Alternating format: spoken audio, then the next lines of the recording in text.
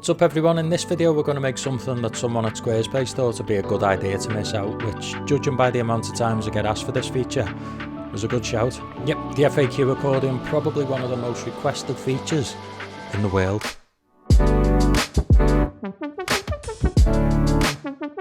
Now if you've seen any of my videos in the past, you'll know that I usually go through the code, typing it out line by line. The theory behind this is learning by rote. But this video is different because I'm going to leave all the code you need in a post on my website, which I'll link to below. So let's jump in and get started.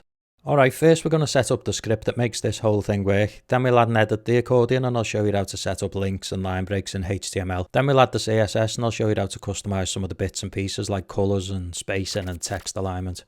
So if we head over to the blog post, you'll see there's some scripty stuff to start with. We'll highlight and take a copy of this. And over in Squarespace, we'll go to the site-wide code injection, so Settings, Advanced, and Code Injection. And we'll paste this into the footer, and save. And that's it, the site's ready for the accordion. So back over in the blog post, we'll take a copy of the HTML. And back in Squarespace, we'll add a code block where we want our FAQ accordion to appear. And I'm not going to lie, but this new code block's an absolute mess, but luckily we can make it less crappy by clicking on this little icon. Then we need to make sure the mode set to HTML and display source code is unchecked. And paste in what we've just copied. And then this is all pretty self-explanatory, so we've got our question placeholder. So you can replace this with your question, making sure that it doesn't interfere with the button tags. And then we can do the same for the answer, again making sure it's between the paragraph tags. Okay, to add another question to the FAQ, we'll come outside of the closing div tag and paste another button div combo thing, again changing the question.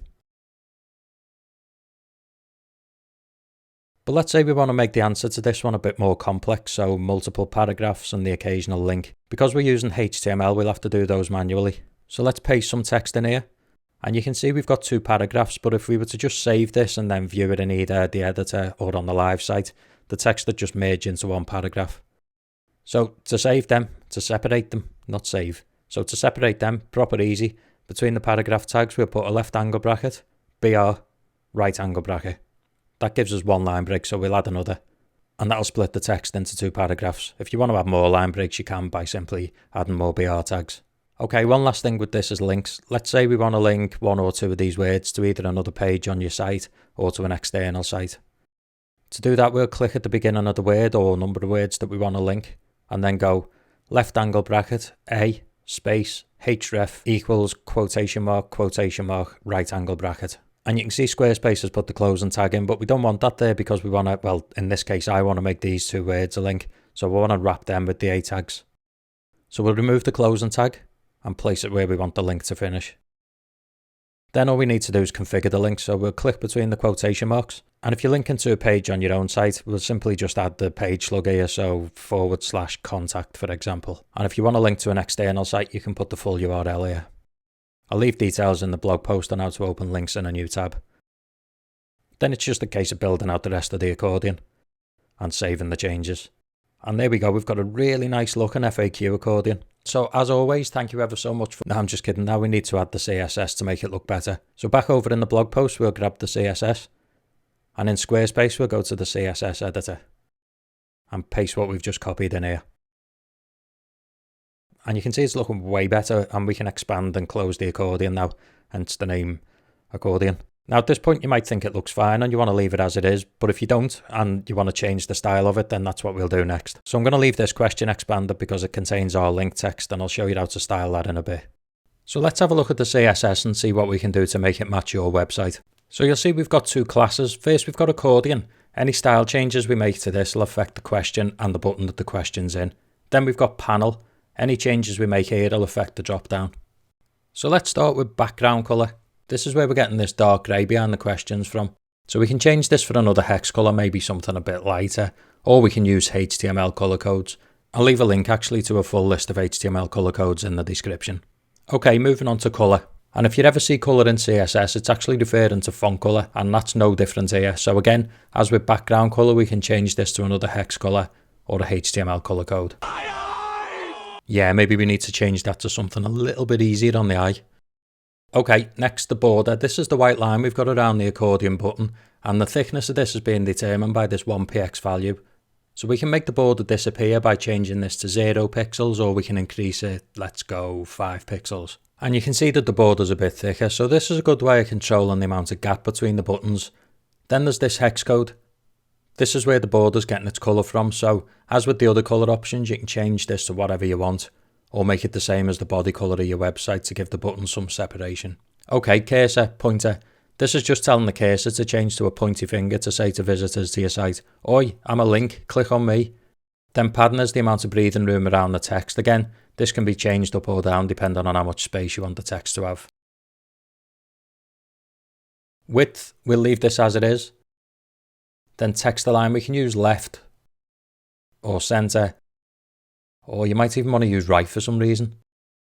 Okay, last part is the transition, which you can see we've got set at 0.4 seconds, or 400 milliseconds, or 400,000 microseconds, or if we want to get really pedantic, 400 million. But that's enough of the breakdown of time, because this is referring to the speed that the button changes colour when we mouse over or mouse out of it. And again, this can be changed up or down depending on how quickly or slowly you want the hover transition to happen. Which leads me nicely onto the colour we're getting on hover. You can see that this bit of CSS has a slightly different selector to the one above. We've still got dot accordion, but then it's followed by colon hover, which means any changes we make here will only affect the button on hover. So we can change the background colour same as we've changed all the other colours above. We can actually make more advanced changes to the hover state like font colours and padding, but for now we'll just change the background colour. I will leave some instructions in the blog post if you want to customise this part a bit more. Okay, moving on to the panel. This is, as I mentioned earlier, everything that's in this drop down. And same with everything above, we can change the padding and background colour. Max height and overflow will stay the same. And you can see we've got transition again, which again is set to 0.4 seconds or 1.52105. This is the amount of time it takes for the accordion to expand. So as with the hover transition, we can change this. Let's try 21.4 seconds and expand. And that's clearly way too long, but that's fine because it gives me a chance to catch up on a novel that I've been reading. Okay, as I was saying, the font's getting its colour from the main body font colour, so if you want to change this, we'll come down onto a new line in the CSS. And we like colour, colon, and whatever colour you want to change it to, and then a semicolon. And we can change the alignment too with text hyphen align, colon. And as with the button text alignment, we can go left, centre or right, and a semicolon. Okay, final thing, remember we set up a link in our first paragraph, and you can see that despite changing the font colour, the link stayed the same. So to change the link colour, we'll come outside of the panel's close and curly bracket, down onto a new line, and we'll go dot panel A, a couple of curly brackets, and between these brackets, yep, you probably guessed it already, colour, colon, whatever colour you want to use, and a semicolon, and that'll change the colour of the link. And that is how we make an accordion. So as always, thank you ever so much for watching. Hope you found this video useful. If you did, leave us a thumbs up below. If you're not already, consider subscribing to see more stuff like this, and hopefully I'll see you in the next one. See ya.